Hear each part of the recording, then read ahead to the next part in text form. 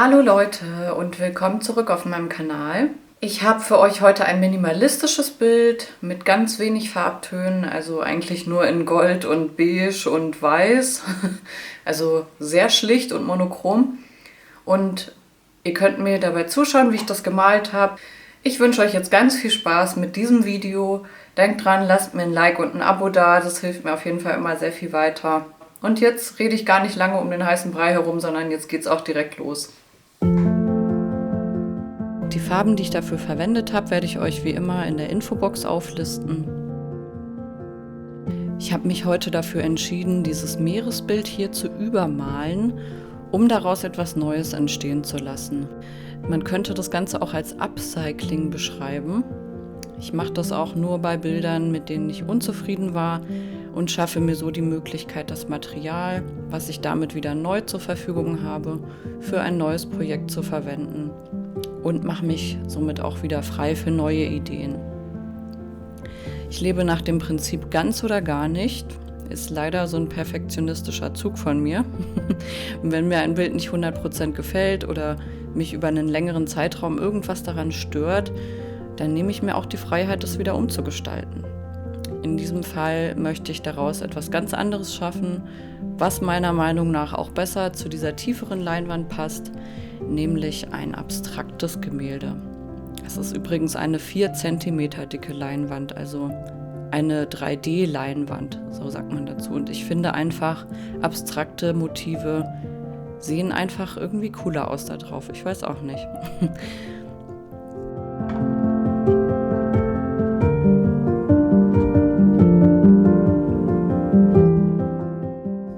Ich arbeite ja sehr gerne nass in nass und arbeite auch die verschiedenen Grau- und Beige-Töne dann direkt mit ein, also während sie noch nass sind. Und man sieht hier auch, wie ich dieses Titanweiß aufgetragen habe und das einfach direkt mit diesen dunkleren Farbtönen vermische. Da entstehen auch immer sehr viele Zwischentöne, was ich super schön finde, weil das dem Ganzen halt auch noch so eine Natürlichkeit irgendwie verleiht.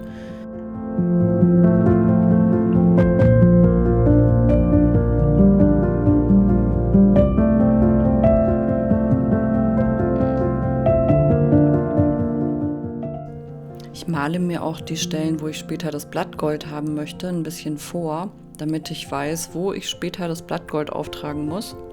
In dem Fall ist es an den Stellen, die ich so ein bisschen in diesem Goldton gemalt habe.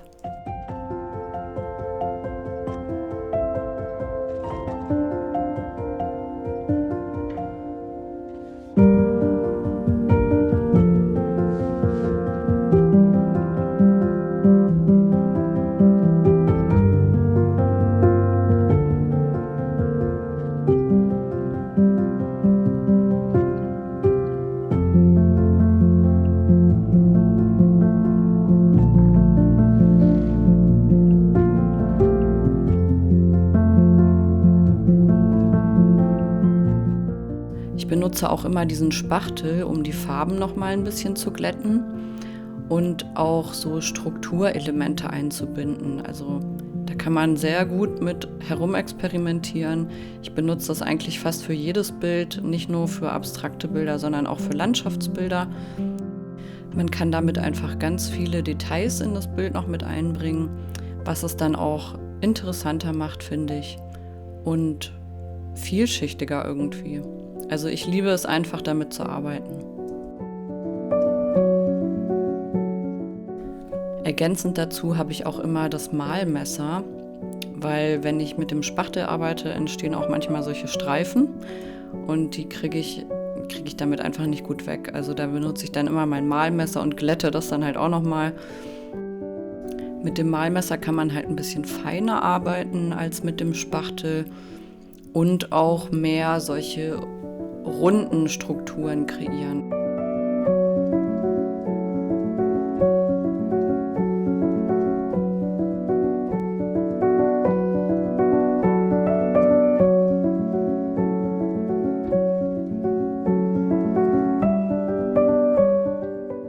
Als nächstes werde ich mit dem Pinsel diese Anlegemilch auftragen. Das ist der Bereich, wo ich später mein Blattgold haben möchte. Man sollte da auf jeden Fall darauf achten, dass man es gut verteilt und nicht zu dick aufträgt, weil es sonst einfach nicht richtig antrocknet.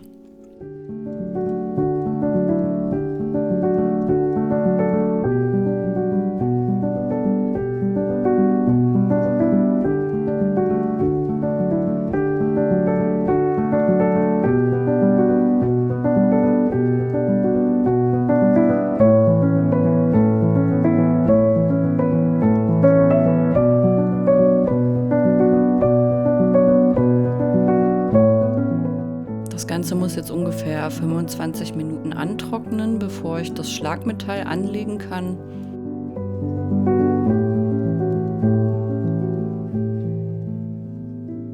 Man kann auch mit den Fingern immer noch mal so ein bisschen prüfen, ob es auch wirklich trocken genug ist. Also es sollte so leicht kleben, aber halt nicht mehr nass sein. Und dann weiß man auch, es ist quasi bereit für das Blattgold.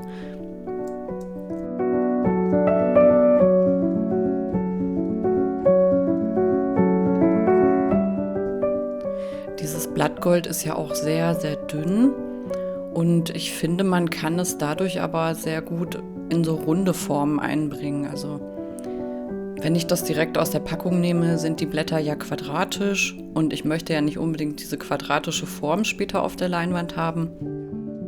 Indem ich das so ein bisschen reiße, gelingt mir halt auch dann diese runde Form und das geht mit dem Pinsel eben auch sehr gut. Deswegen mache ich das eigentlich immer so.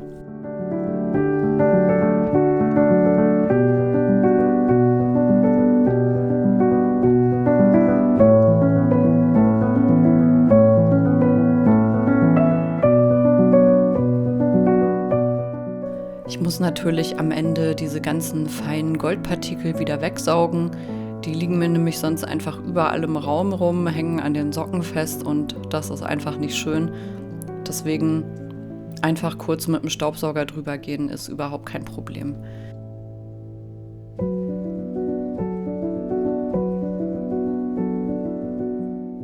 Das ist jetzt der erste Zwischenstand, nachdem alles getrocknet ist. Ich bin natürlich noch nicht ganz zufrieden, deswegen werde ich jetzt erstmal noch weiter arbeiten und diese ganzen kleinen Streifen ein bisschen glätten, weil ich finde das einfach schöner, wenn das so richtig klar und edel aussieht am Ende und deswegen male ich jetzt einfach nochmal drüber.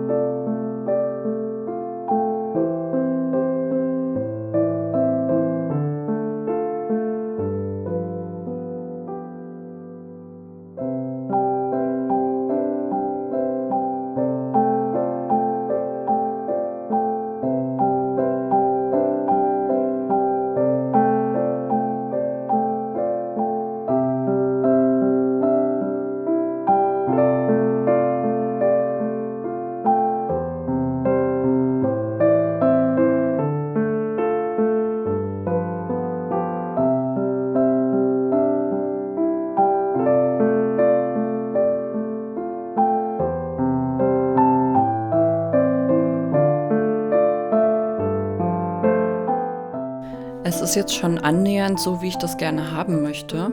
Mir fehlen allerdings noch ein paar hellere Töne, deswegen muss ich das Ganze nochmal trocknen lassen und dann gehe ich nochmal drüber mit den helleren Tönen, weil oben rechts, da fehlt mir einfach noch so ein bisschen Kontrast. Ich möchte ja ganz viele unterschiedliche Beige-Abstufungen haben.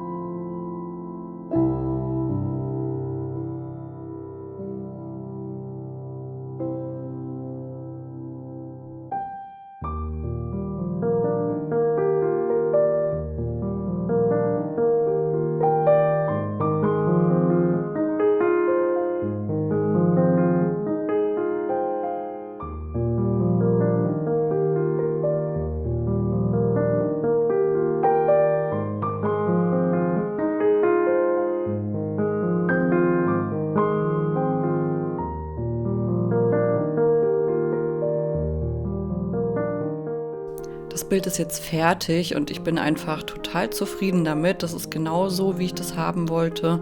In schönen, hellen, klaren Tönen mit ganz feinen Abstufungen und diesem herrlichen Blattgold. Ich liebe es einfach. Ich denke auch, dieses Upcycling ist total gelungen und ich bin auch glücklich mit dem Endergebnis. Es ist einfach so viel besser als dieses Meeresbild und ich bin froh, dass daraus noch was Schönes entstehen konnte. Ich wünsche euch noch einen wunderschönen Tag und hoffe, dass wir uns beim nächsten Video wiedersehen.